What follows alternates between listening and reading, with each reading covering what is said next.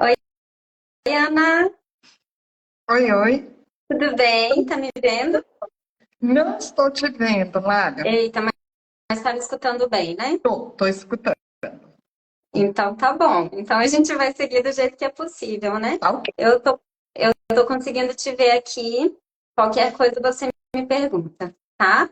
Pessoal que tá ao vivo na live, vocês estão vendo e escutando bem a Ana Cláudia? Mandem aí no chat, por favor.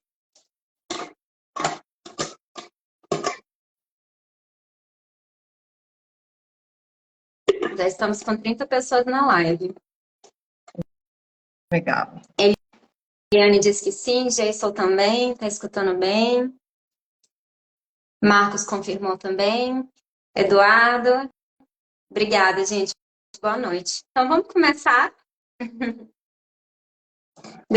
Deixa eu falar com você, Ana. Bom, primeiro é um prazer poder ter essa oportunidade de conversar com todos que estão aqui, todas e todas, né? Porque é um tema que eu gosto muito, me encanta muito. Então, é bom quando a gente tem a oportunidade de falar sobre isso e mesmo informar as pessoas sobre essa ferramenta, né? A gente tem percebido, nesses últimos anos, que as crianças estão cada vez mais afetadas pela doença mental, como ansiedade, depressão. Falar de mindfulness é falar de saúde mental, né? Eu fiquei bem impressionada, diz que é pela primeira vez na história o número de atendimento no SUS no Brasil de crianças e jovens com ansiedade superou a de adultos. Então, nós estamos vivendo uma época em que, e isso não é só no Brasil, é no mundo, tá? Esses dados do Brasil refletem o que está acontecendo no mundo como um todo. E mostra que a gente vai precisar do quê? A gente vai precisar ter ferramentas para lidar com isso. É hiperconectividade, o sedentarismo, são muitos jogos eletrônicos.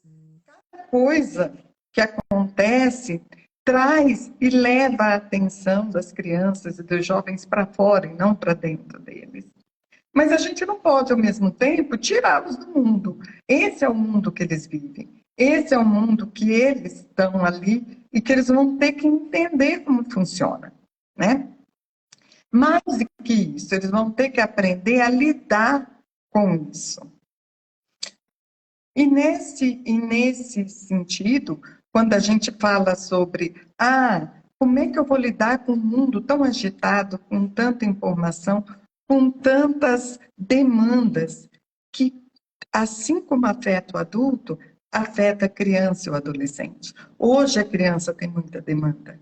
Hoje, os pais colocam em muitas atividades, porque muitas vezes estão trabalhando, as crianças precisam de vários estímulos, então a gente vai colocando cada vez mais atividade nessas crianças, depois nesses jovens que começam com a responsabilidade de estudar, de passar no Enem. Então a gente fala, poxa, então como é que eu vou fazer isso? Né? E é aí que surge o mindfulness.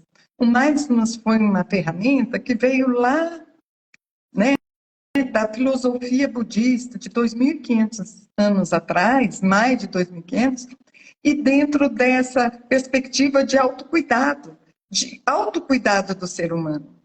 E depois ele foi sendo estudado pelo Ocidente e foi sendo comprovado que essa ferramenta, de fato, tem efeito positivo para diminuir estresse, diminuir ansiedade, de aumentar o bem-estar, de aumentar a empatia, de desenvolver dentro da mente, ativar áreas relativas à felicidade, ao bem-estar. Então, fala, nossa, então o Ocidente estuda, é bom, vamos levar. Aí vocês podem perguntar, mas como é com as crianças? Como é que tem? Tem pesquisa com crianças, com jovens.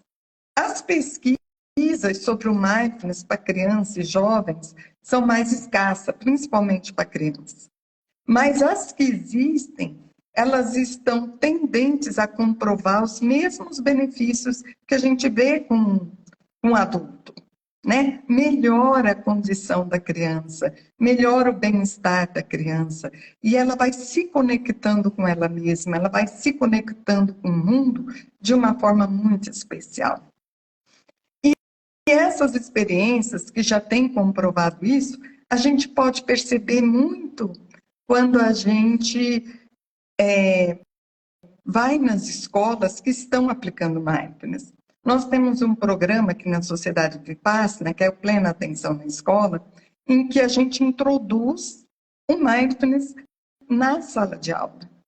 E é muito, muito gratificante ver o relato desses professores, como essas crianças se modificam, como elas conseguem ficar mais calmas, como elas conseguem desenvolver e captar tudo aquilo que está sendo dito.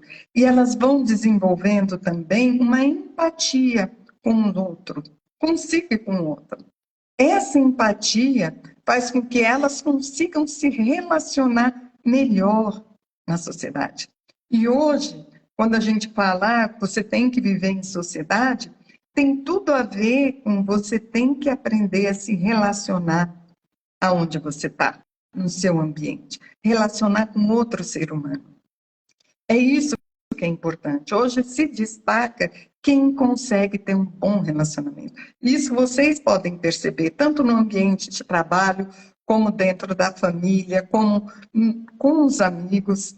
Vocês querem estar perto de colegas de trabalho e de amigos que tenham essa facilidade de se conectar com você. E no trabalho, o chefe sente isso. Essa pessoa passa a ser uma pessoa fácil de conviver e trabalhar em equipe, que é uma habilidade importantíssima para nós hoje. E essas crianças treinadas no mindfulness, elas conseguem desenvolver essa capacidade, essa habilidade de saber lidar com o outro, que é muito importante. Aí vocês podem perguntar, mas o que é mindfulness? Mindfulness, na verdade, é a nossa capacidade de intencionalmente prestar atenção ao que está acontecendo agora. Então, intencionalmente, eu estou prestando atenção no meu corpo, na minha respiração e na minha fala enquanto estou aqui com vocês. Com um detalhe, sem julgamento. Ou seja, a gente conseguir estar no momento presente, sem julgar, entendendo e com a mente e o corpo conectados ao que eu estou fazendo agora. O que isso faz? Isso nos ajuda demais a sair daquela enxurrada de pensamentos que nos afligem em cada momento, né? Se eu consigo me focar no que eu estou fazendo agora, eu faço essa coisa bem, consigo terminar antes de ir para a próxima. Então, mindfulness é essa capacidade de estar nesse momento presente. Eu diria também, posso fazer uma interrupção? Posso fazer uma interrupção? Sim, pode falar. Você estava falando de habilidades, né, que são desenvolvidas por essas crianças e adolescentes ao terem contato com o mindfulness, né, que é a plena atenção.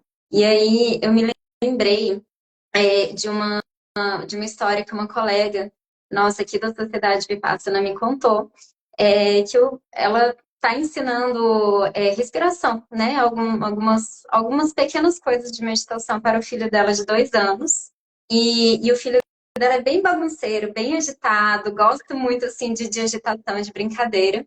E ela teve uma experiência assim que ela chamou uma pessoa do Sabin para aplicar uma vacina. Aliás, não, para extrair sangue do filho dela, né? E aí eram muitos tubinhos e na hora de tirar o sangue, ele ficou nervoso. Aí ela falou assim, filho, lembra, respira, mamãe te ensinou e tal.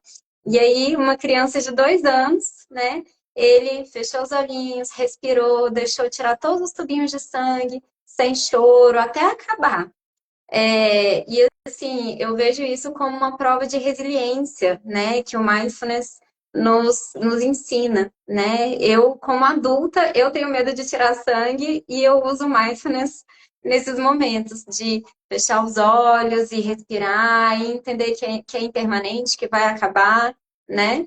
E ensinar isso para as crianças e adolescentes, isso é muito importante, porque o que eu percebo é que é uma geração que vive ali conectada a prazeres muito rápidos, né? E às vezes a dor também é muito rápida, porque uma coisa te incomoda, você já vai para outro estímulo. Então, se você está numa situação de impaciência, você foge para o celular, né? Se você está numa situação de desconforto emocional, você pode se distrair com o celular. Então, acaba não criando resiliência para a mente da criança e do adolescente, né? E aí, isso é um grande benefício também que eu vejo da prática de mindfulness nessa faixa etária, né, Ana? Com certeza. O que é isso? É a capacidade da gente estar com a dor, a capacidade da gente estar com as dificuldades ou os desafios e conseguir lidar com eles internamente. Olha só, na hora de tirar o sangue, quando você leva a sua atenção para a respiração, é a hora que você consegue se autorregular. E isso é uma grande ferramenta que o Mindfulness produz, a autorregulação emocional. E foi interessante você colocar também que foi a mãe ensinando. Isso é importantíssimo. Na verdade, quando a gente fala de criança e adolescente, nós estávamos dando aula para crianças de 7 a 10 anos, e a mãe fala, não, você precisa resolver o caso do meu filho. Não é a gente que resolve.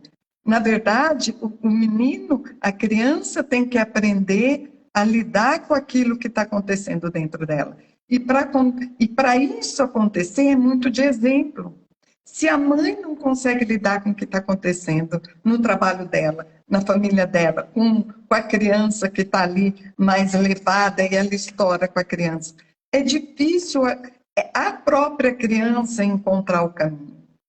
Sempre começa o trabalho com os pais, sempre começa o trabalho com os professores, sempre começa o trabalho com os adultos. A criança precisa estar num ambiente de segurança, de amor. Então, o que é isso? Eu vou ensinar a respiração para o meu filho de 2 anos, mas ele vai ver que eu também respiro quando eu preciso. Mamãe está nervosa agora, filha, deixa eu respirar. Eu vou respirar, depois eu vejo contigo o que você está querendo. Aí você mesmo respira, se acalma, aí você vai cuidar daquela demanda que ele está fazendo, vai cuidar daquele comportamento que não está legal com ele. E a criança vê isso. Minha mãe também faz isso. O que vai acontecer? Na primeira demanda que ele tiver com um amiguinho, ele vai falar, peraí, deixa eu respirar, depois eu converso, depois eu resolvo isso.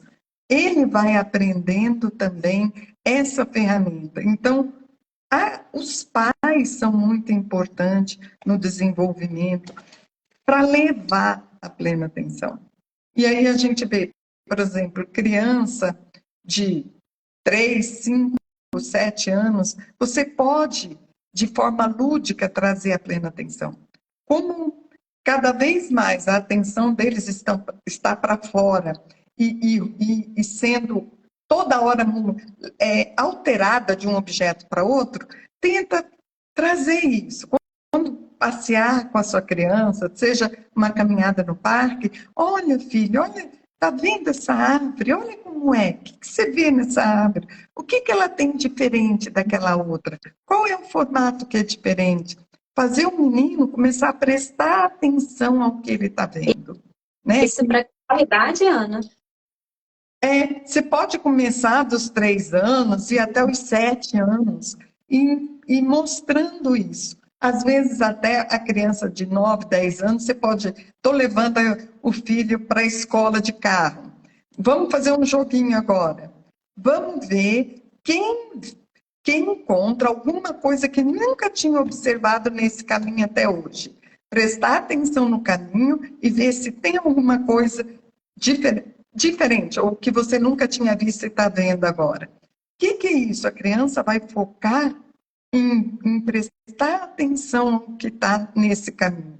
Isso é um exercício de Ah, mindfulness. Ela vai estar consciente, eu tenho, ela vai estar viva. eu tenho uma história interessante, assim, sobre isso, né? Sobre a plena atenção na caminhada, né? É uma experiência que eu vivi com as filhas de um amigo meu. Nós estávamos na praia e nós estávamos indo a pé até a praia. E estava muito quente, estava muito calor, então eu estava doida para chegar na praia. Eu só pensava no objetivo final, não pensava no caminho, eu só pensava em chegar na praia. E ao longo dessa caminhada, as duas meninas que estavam com a gente ali na faixa etária de 4 e 7 anos, 4 e 6 anos, elas o tempo inteiro paravam no caminho para ver uma pedrinha que elas acharam bonitinha, uma concha que elas encontraram, e tudo era muito interessante para elas. E me lembrou até da questão da mente de principiante, né? Eu já ser adulta, para mim aquilo não tem nada demais, né? Mas a mente de principiante, ela encontra interesse em tudo. E muitas vezes a gente precisa exercitar isso, né, para ter paciência nesses momentos e conseguir estar plenamente atento ao caminho e não só ao objetivo final que é chegar na praia, não é mesmo? Isso mesmo. E foi interessante você falar isso, porque a criança, quanto menor, ela é mais ligada. Aí perguntar, mindfulness para criança pequena funciona? Funciona, porque ela é muito mais conectada, ela descobre mais o mundo, ela está mais ligada ao que está acontecendo. E a gente vai perdendo isso conforme vai crescendo. Então, é manter isso, é dar atenção quando ela está fazendo isso, é incentivar. Nossa, que legal, você conseguiu ver essa diferença. Eu não consegui, filha, você é muito, você é demais, você consegue. E estimulando essa capacidade de prestar atenção e de manter isso conforme esses meninos vão crescendo, né? Foi interessante, eu estava dando uma aula numa escola e era aula de plena atenção na visão. Então, eu pedi para eles olharem em volta e ver alguma coisa diferente. Pois elas prestavam atenção, eu deixei uns 2 minutos, elas olhando em tudo, em tudo. Aí, quando acabou, eu perguntei, quem viu alguma coisa diferente? Uma menininha levantou a mão e falou assim, tia, eu vi que tem um escrito em rosa no meu tênis que eu nunca tinha visto. Eu nunca tinha percebido que tinha esse escrito em rosa no meu tênis. Eu fiquei super feliz. O que é isso? É chamar a criança. Ela está viva, ela está observando, ela está acompanhando o que está acontecendo. E isso eu estou desenvolvendo essa capacidade de plena atenção às coisas que estão ao redor. E isso vai levar a gente desenvolver essa plena atenção também a nós. E é muito interessante como isso acontece naturalmente com a criança. A gente começa pedindo para eles prestarem atenção aos sentidos, som, visão, tato, pegar nas coisas, né? Paladar, sentir o gosto das coisas. E conforme esse movimento vai avançando, eles começam a desenvolver uma atenção muito mais ampla. Eles conseguem prestar atenção aos colegas que estão ao redor, eles percebem, tia, que o colega, o amiguinho está triste hoje, consegue prestar atenção a si mesmo.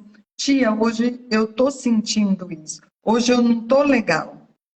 O que é isso? Esse exercício simples de levar atenção aos sentidos vai desenvolvendo dentro da gente, naturalmente, essa capacidade de prestar atenção a tudo que está ao nosso redor e dentro da gente. E aqui, outra coisa importante, quando a criança, o jovem, o adolescente estiver passando por uma coisa, e principalmente a criança falar, você perceber, o que você está sentindo agora? É raiva. Onde é a raiva no seu corpo, filho? Como é que é a raiva? Onde você sente a raiva no corpo? Tudo bem estar com raiva. Percebe agora onde está essa raiva no corpo. O que é isso? É validar o sentimento, a emoção. É importantíssimo para a criança ela validar. Nós, seres humanos, nós temos todas as emoções. Nesse programa, a gente fala muito que todas as emoções são bem-vindas, porque ela traz uma informação para a gente, ela nos ajuda de alguma forma, né? Então, é validar. Tudo bem você estar com raiva, percebe onde está a raiva no seu corpo agora. O que eu estou fazendo? Quando eu chamo a atenção para a raiva no corpo, eu desvio o foco da criança do fato para o corpo, e isso vai dar um tempo para ela acalmar essa impulsividade, que é outra coisa que é uma habilidade que vem, um benefício do mindfulness, diminuir os impulsos de crianças e jovens. E uma dúvida em relação à impulsividade, o controle da raiva. Em contexto de birra, como que o mindfulness pode ser usado, né? No contexto que a criança está fazendo uma birra enorme e a mãe, o pai, às vezes fica até, meu Deus, o que eu faço? Aqui eu vou dar um exemplo como mãe, né? Que eu já passei por isso, tenho vários filhos. E num primeiro momento, deixar a criança soltar, aliviar, né? Soltar. E depois, sim, tá mais calma agora, respira, porque não adianta, na hora da raiva, você pedir para ela respirar, ela não vai conseguir, ela está muito ativada. Deixa ela soltar ali, segura. Só finge que nem está vendo, ou deixa. Ela vai parando, ela vai parando, ela vai parando. Aí, tá melhor agora? Vamos respirar e depois conversar. Filho, isso que você fez, o papai achou muito ruim, o papai não gostou. Será que tem uma outra forma da gente conseguir agir? Será que tem uma outra forma de você expressar o que você está sentindo? É mais fácil para o papai, para a mamãe entender, e é mais fácil para a gente resolver essa questão. Então, quando é a mesma coisa quando a gente está com raiva. Não adianta falar, não fica com raiva. Não, você está com raiva. Então, aquela raiva vem. Eu sou adulto, eu sinto a raiva no corpo. A criança, às vezes, esperneia, se joga no chão. Tá bom, fica olhando, deixa ela, finge que você nem está vendo. Eu virava as costas e ficava só com um pontinho dos olhos, vendo o que estava acontecendo. Aí ele soltava, acalmava. Quando acalma, aí sim a gente consegue conversar e trazer à criança outras ferramentas que ela pode usar quando sentir isso. Ah, filha, numa próxima vez, quem sabe a gente pode respirar antes de conversar, ou respirar antes de agir. Né? E assim a gente vai conversando. É muito diálogo. A relação pai-filho é muito diálogo. Mãe-filho, muito diálogo. Abertura, amor, é estar conectado, entender. Eu entendo o que você passou. Eu entendo que você sentiu raiva. Eu sei como é sentir raiva. Tá tudo bem sentir raiva. Mas como é que a gente pode lidar com a raiva de uma forma mais legal? E aí trazer, né? Acho que é muito isso aí, validando cada coisa. Perfeito. Adorei, Ana. E aí, a Juliana, ela escreveu aqui no chat agora, perguntando assim, e quando for o contrário, né? Então, bom, existe o caso da criança que faz birra, que explode, que, enfim, se descontrola na raiva. Mas existe o caso, por exemplo, do adolescente que muitas vezes guarda tudo e não fala nada. Então, às vezes, era até preferível, talvez, expor um pouco, né, desse sentimento, porque tá ali o adolescente guardando tudo e o pai e a mãe muitas vezes não sabem como acessar, né, aquele adolescente. Isso é o mais complicado mesmo. Porque a adolescência já é uma fase em que a criança, que o jovem prefere conversar com os amigos do que com os pais. Ah, Isso acontece. Então, sempre está aberto, sempre está, filho, eu estou aqui para você. Filho, eu estou aqui para te ouvir. Eu estou aqui para estar contigo, independente do que está acontecendo. Vamos, talvez, ter um momento em que você possa respirar, soltar, aliviar. É mais delicado lidar com um adolescente. É importante só a mãe, o pai, se colocar à disposição, colocar que entende que você também passou por isso, que você também achou difícil várias coisas na sua adolescência, e falar, filho, eu estou aqui, fala o que é, pode vir. Muitas vezes ele mesmo assim enunciado. Eu, na minha experiência, desculpa, gente, deixa eu beber um copo d'água. Na minha experiência com meus filhos, teve hora que eu tive que falar, filho, você quer ir num psicólogo? Você gostaria de conversar com um psicólogo? Porque é o profissional que está preparado para aquilo. É que o mindfulness ajuda muito o pai a entender o que está acontecendo com o filho, prestar atenção, dar espaço, abrir. E o jovem, a criança, se ele não tem a ferramenta do mindfulness já desenvolvida dentro dele, aí a gente vai ter, primeiro, que ofertar, ver se ele gostaria de experimentar, mostrando como é bom, né? Filho, esse tipo de treino mental ou de ferramenta ajuda muito a gente no autoconhecimento, porque essa fase é uma fase que a gente quer muito se conhecer, saber o que está acontecendo dentro da gente. Então, é abrir isso, colocar e ver com ele se ele quer, de fato, testar a ferramenta, aí procurar um lugar que possa fazer isso, e eu tenho certeza que ele vai responder de uma forma bem positiva aquilo, né? E buscar mesmo um psicólogo que poderia ajudar. Lembre sempre que ele vai estar com os amigos conversando. Fala, filho, o importante é conversar. Se não é comigo, com uma pessoa que você confie, né? Um amigo de confiança. Falar é bom. Ou pedir para ele escrever. Escrever é muito bom. A criança, o jovem, poder escrever o que ele está sentindo. Você não precisa nem ler, mas escrever, colocar aquilo que está acontecendo para fora, né? Então, é assim, dar ferramentas, explicar para ele, filho, escreve o que está acontecendo, escreve o que você está sentindo, isso ajuda, ninguém vai ler.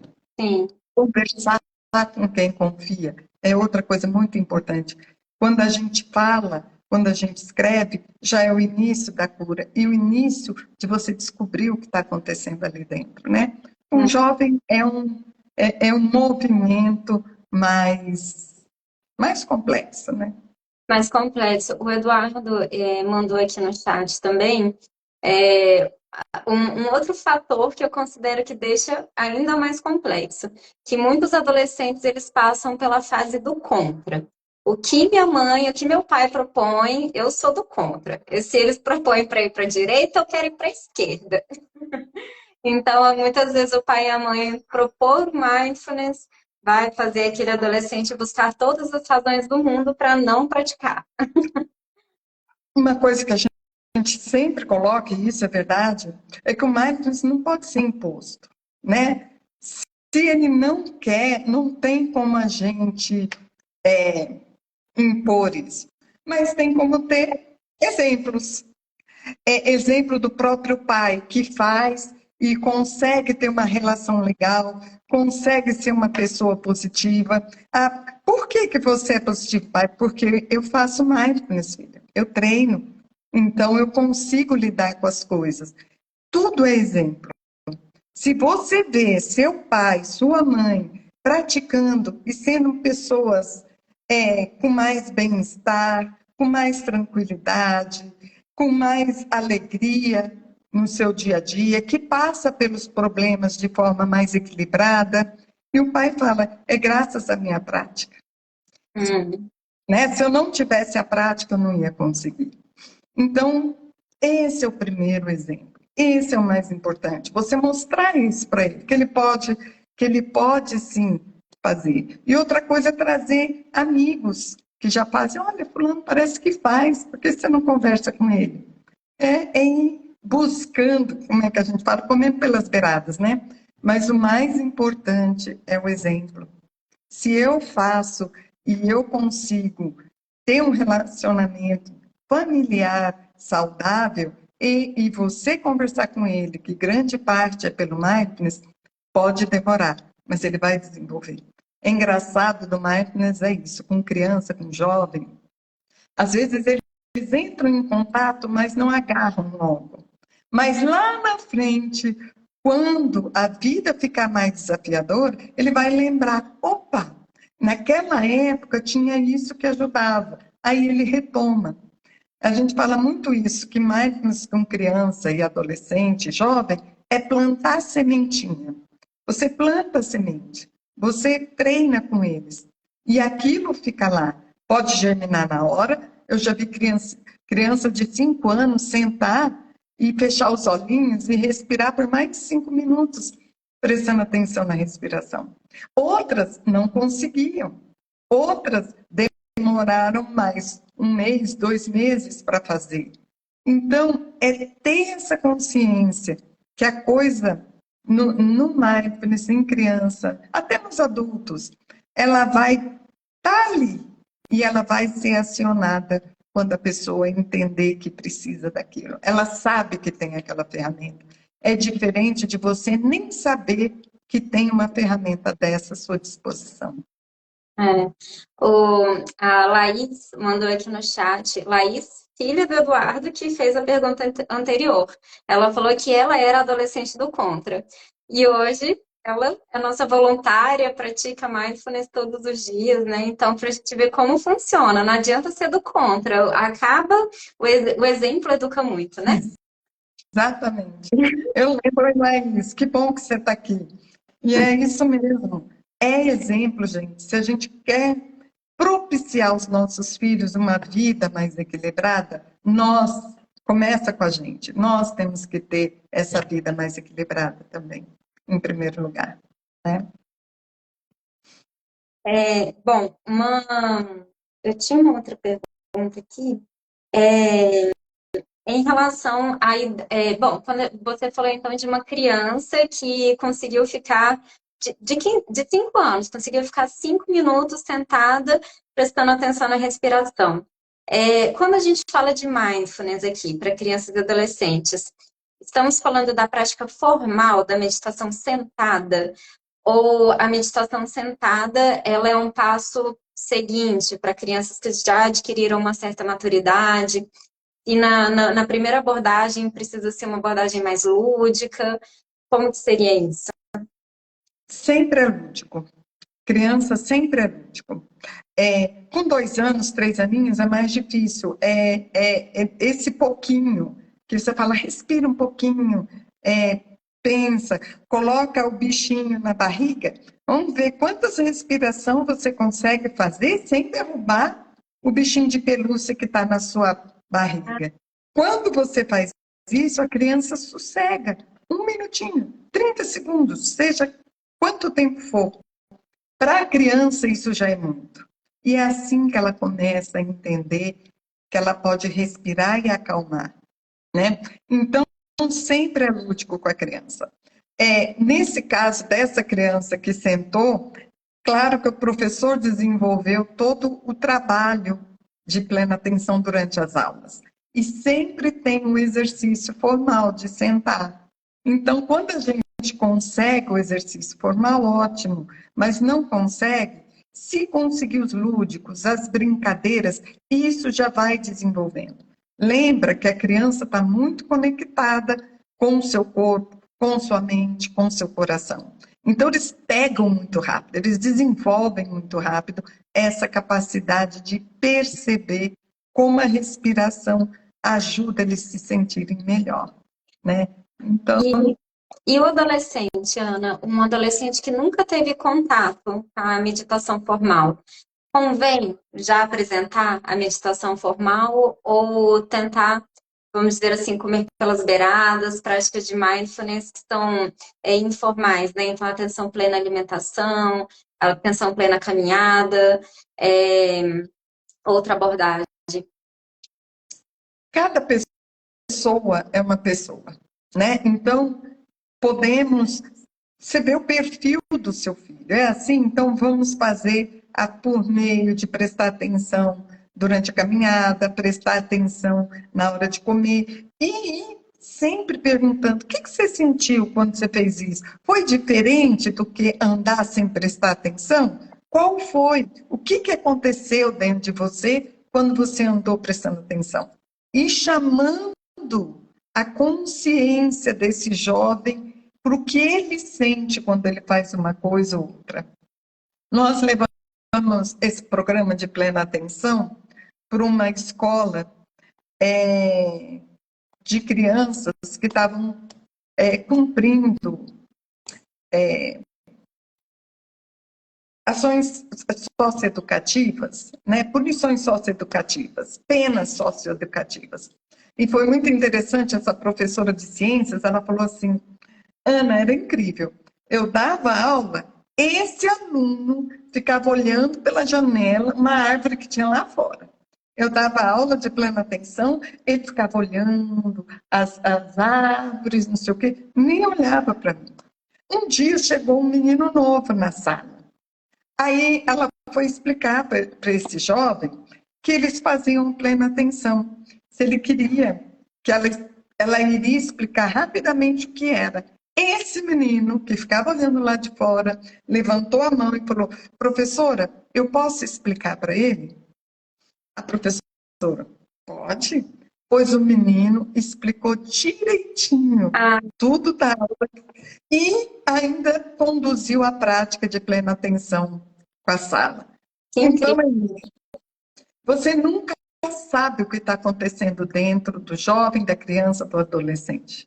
Então, é confiar nisso, é entender que essa é uma ferramenta saudável, é um treinamento mental, é ensinar nosso cérebro a se livrar do sofrimento, é ensinar nosso cérebro a perceber quando eu estou ansiosa, quando eu tô com raiva, quando eu estou triste, quando eu estou alegre, e entender como ficar com esse sentimento e estar com ele respirando e como isso funciona. Então, esse treino mental é muito legal. E os jovens também pegam, captam e treinam, né? E a gente, às vezes, não sabe se está tendo efeito, mas lá dentro pode estar tendo um efeito muito maior do que o que a gente imagina. Sim. Você mencionou agora há pouco sobre muitas vezes o pai e a mãe contar com a ajuda de um psicólogo, né, para, enfim, conseguir se conectar com os adolescentes, com as crianças. E os psicólogos podem também usar o mindfulness como uma ferramenta ali no ambiente terapêutico, né? Na Sociedade Vipassana a gente tem muitos psicólogos que frequentam, que estão em todas as tangas, todos os cursos, que usam o mindfulness, a plena atenção, como ferramenta no consultório mesmo. Isso, com certeza. Nós temos como voluntários psicólogos que usam o mindfulness nos seus consultórios. E o que é interessante nisso? O que a ciência fala, os estudos falam, é que o mindfulness, quando utilizado junto com a terapia, ele acelera o processo de cura na terapia. Então, o mindfulness é uma ferramenta que tem essa capacidade de te ajudar a evoluir dentro de qualquer terapia que você esteja fazendo. Então, os psicólogos que usam geralmente têm um resultado mais rápido, né, com essa ferramenta. Isso agora dando um depoimento pessoal, a minha terapia deu um salto triplo carpado depois que eu comecei a praticar mindfulness. Ficou muito mais fácil lidar com os conteúdos que surgem. É isso mesmo. É isso mesmo. Ana, agora falando um pouco sobre. Bom, a gente fala hoje de uma sociedade que usa muito celular, e muitas vezes o pai e a mãe tentam proibir o uso do celular, né? E de fato o celular é um objeto que tira a gente do momento presente, tira a nossa plena atenção, nos distrai, nos leva para um outro mundo, né, que só existe dentro daquela telinha. As crianças e adolescentes de hoje já nasceram no mundo digital.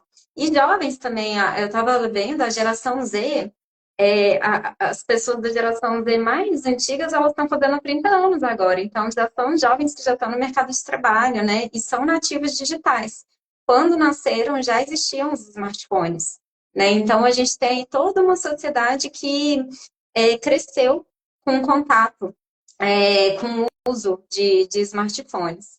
E muitas vezes temos que lidar com crises de abstinência. Existe aquele vício no uso do celular, não se conhece uma outra forma de se viver, uma outra forma de se distrair, de se divertir, e o pai, a mãe, o educador, o psicólogo, enfim, precisam, muitas vezes os chefes, né, precisam lidar com a crise de abstinência, né, do, do jovem que não pode usar celular. Na verdade, quando a gente fala do uso excessivo de celular, de computador, de game, seja o que for, a verdade é que tudo na vida é equilíbrio.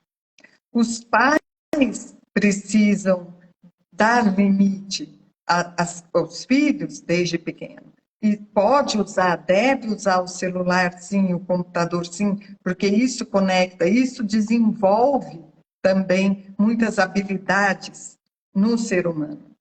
Mas precisa ter equilíbrio.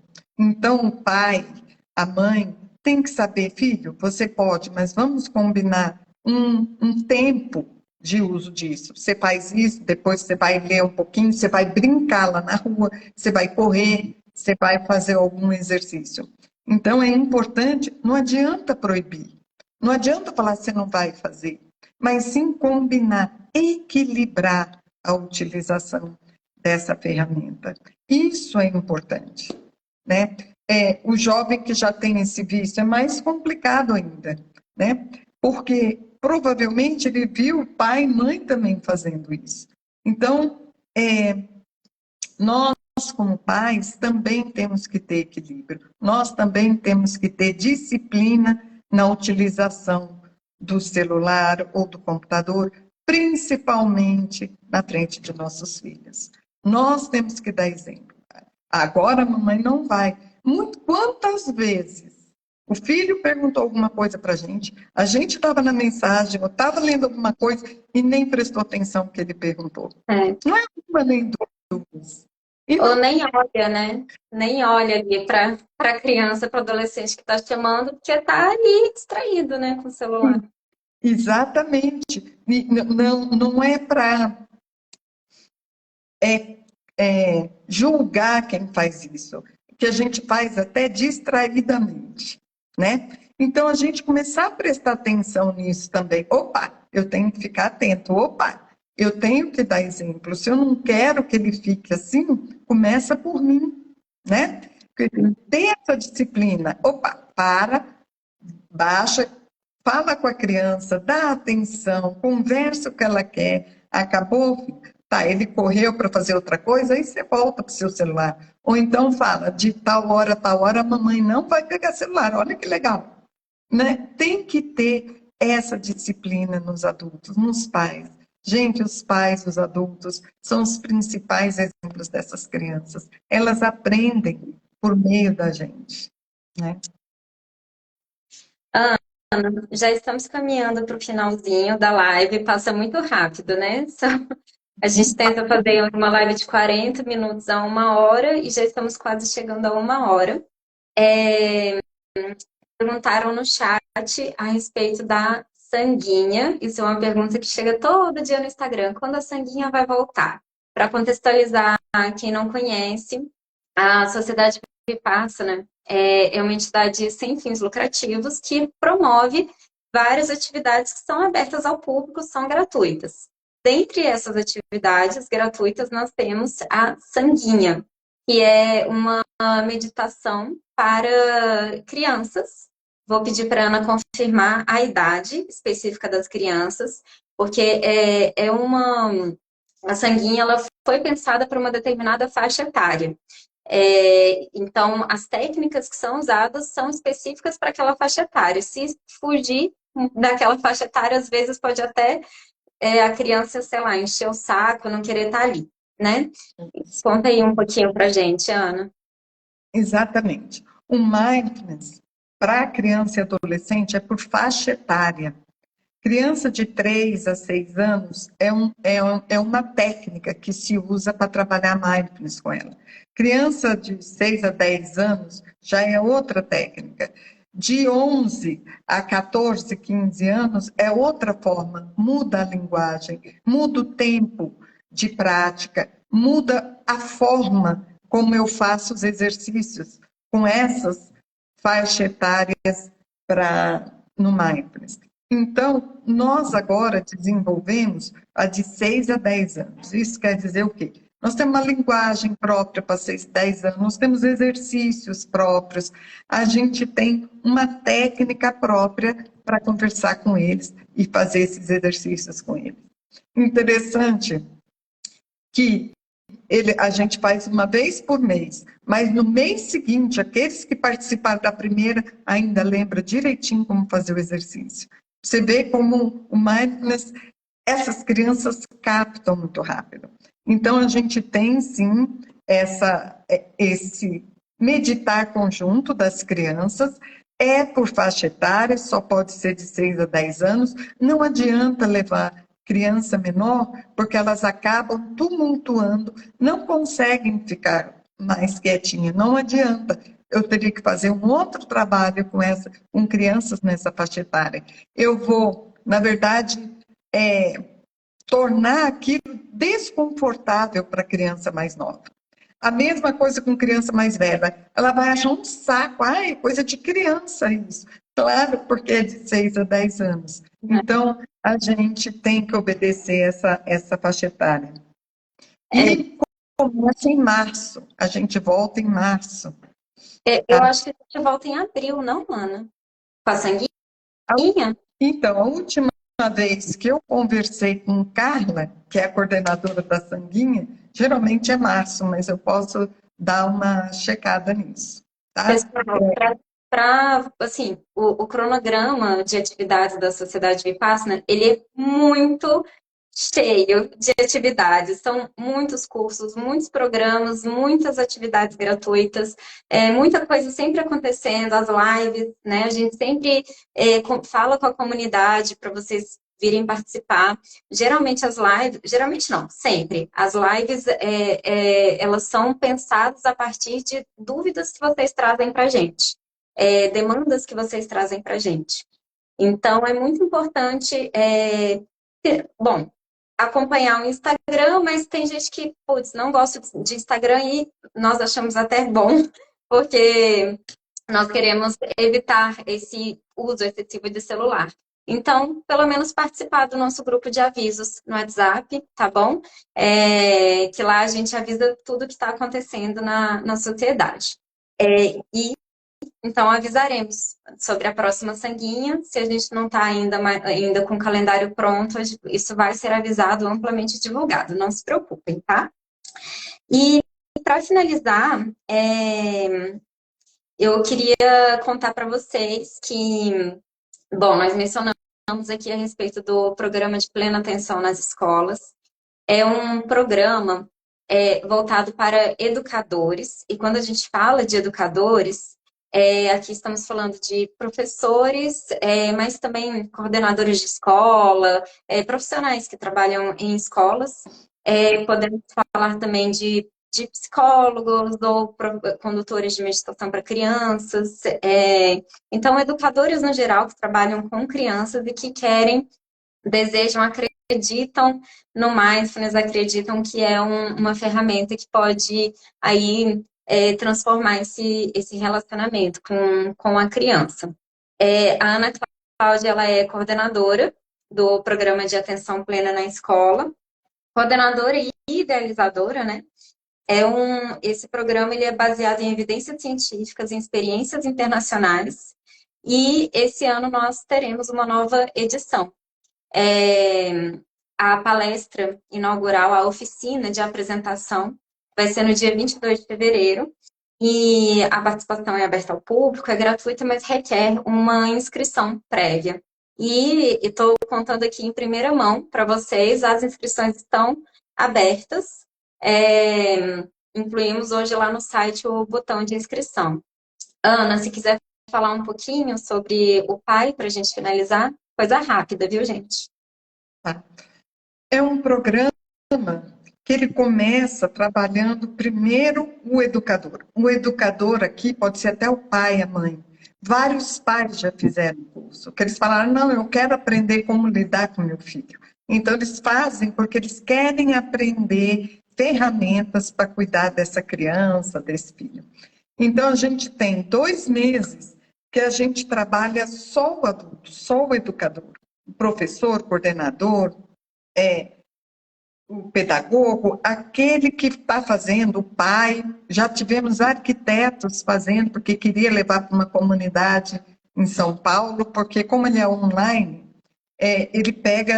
ele alcança pessoas de várias partes do Brasil, né? Então, esses 2 primeiros meses é um trabalho intenso, pessoal, de desenvolvimento pessoal, de desenvolvimento da prática, de autoconhecimento, de entender a compaixão, a empatia. Fala-se de burnout, a gente fala muita coisa. Então, é riquíssimo. Nesses 2 primeiros meses, as pessoas se transformam. Vários depoimentos nesse sentido, mudou minha vida. Então, a gente trabalha muito a pessoa. E os 2 últimos meses, a gente trabalha a técnica de como passar aquilo que ele aprendeu para as crianças. Então, é um programa completo, tem muito material, tem um manual. Então, é um programa que tem muita substância, ele é muito bem formulado, muito bem aplicado e tem um amparo científico muito bom. Então, quem puder ajudar a gente a divulgar isso, quem puder participar, quem quiser acrescentar isso, pode entrar em contato com a gente, né? A Fabi Jung, que está aqui ela mandou uma mensagem aqui no chat, perguntando se... primeiro, ela deu um depoimento pessoal. Ela falou que ela não é educadora, que fez, que amou e que super indica. Em seguida, ela perguntou: este vídeo vai ficar gravado? Vai ficar gravado, gente. Vai ficar gravado aqui no feed do Instagram. E nós depois, eu acho que até sexta-feira a gente consegue subir no YouTube também, tá bom? No canal da Sociedade no YouTube.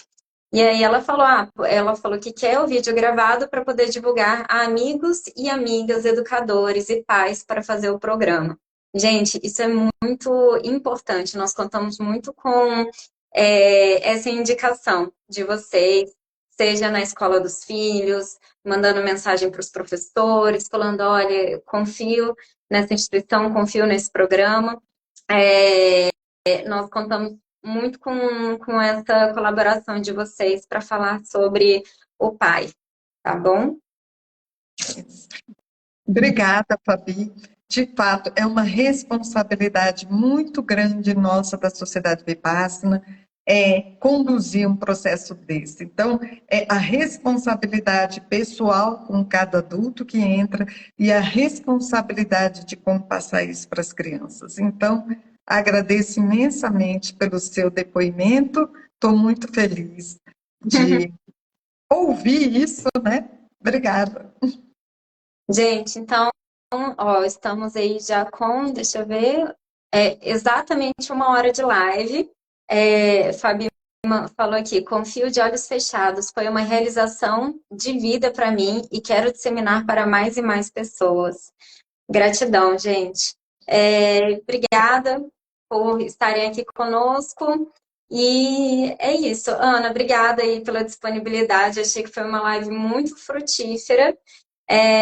Aprendemos muito com você hoje. Obrigada, gente. Espero vocês numa próxima oportunidade. Boa noite, gente. Fiquem bem. Boa noite.